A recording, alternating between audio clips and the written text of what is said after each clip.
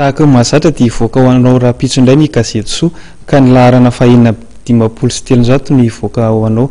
Andeha hoarantsika ao anatin'ity fanadidiny ity ary ny andininy ao anatin'ireo gazety ireo.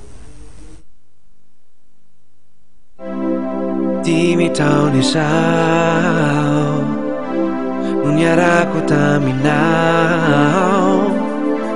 niarady fankaty fampitantana tsy ny fandao,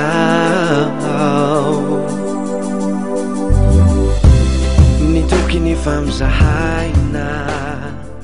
Ireto indray no lohahevitra ho hitanao amin'ny gazety soa laharana fahenina amin'ny 570 hivoaka manomboka raha-pitso. Freandamody ho an'ny 7 volana manaraka, io no isongadina eo amin'ny resaka lamody ho an'izay raha-pitso izay. Resaka fahasalamana indray iresantsika momba ny fitondrana voga. Tsara ho an'ny atotoan'ny zaza ao am-boaka ny anaovany ireny ny fanatanjahantena.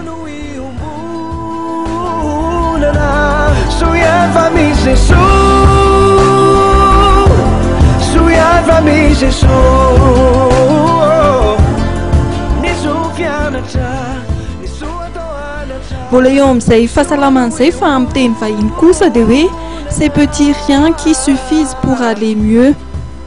Ny famakianao ny gazety soa koa no ahafantaranao fa sahy mandainga azoana tombony. Tsara ve ny anaovana aron'akanjo na fanamiana ny an-tsekoly? Io ny fanontaniana apetraky ny gazety soa aminao. Eo amin'ny fiarahan'ny lahy sy ny vavy kosa amin'ny teny vahiny, séduction et si les femmes menaient la danse. Ho resantsika ihany koa eo amin'ny fikarakarana sakafo momba ny voatabia sy ny concombre. Torohevitra no atolotra anao amin'ny fikarakarana miaraka amin'ireo. Amin'ny mahalakamisy farany volana ny raha-pitso dia tsy ho adino nanaraka an'ireo lahatsoratry ny gazety Valia, izany moa ireo heloka 12 mahafaty.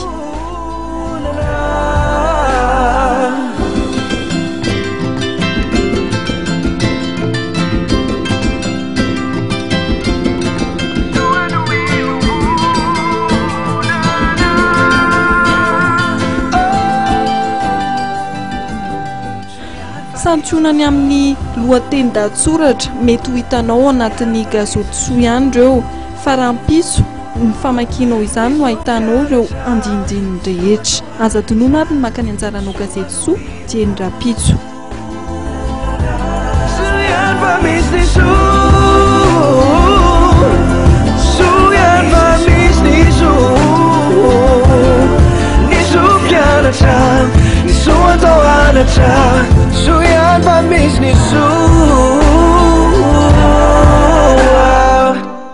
Zay koa tompoko lasy tompoko avy no masaka azo natolotra tamin'ity vaovao androany hariva ity.